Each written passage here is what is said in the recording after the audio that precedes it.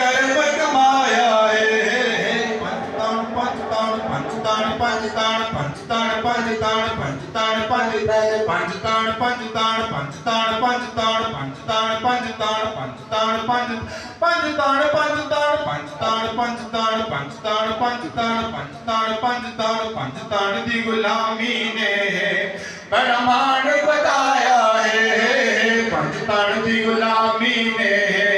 ਬੜਾ ਮਾਣ ਵਧਾਇਆ ਏ ਪੰਜ ਤਾਣ ਦੀ ਗੁਲਾਮੀ ਨੇ ਬੜਾ ਮਾਣ ਵਧਾਇਆ ਏ ਪੰਜ ਤਾਣ ਦੀ ਗੁਲਾਮੀ ਨੇ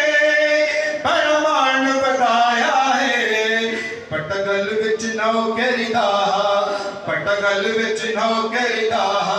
ਸੈਯਦਾਂ ਦਾ ਪਾਇਆ ਏ ਪਟਗਲ ਵਿੱਚ ਨੌਕਰੀ ਦਾ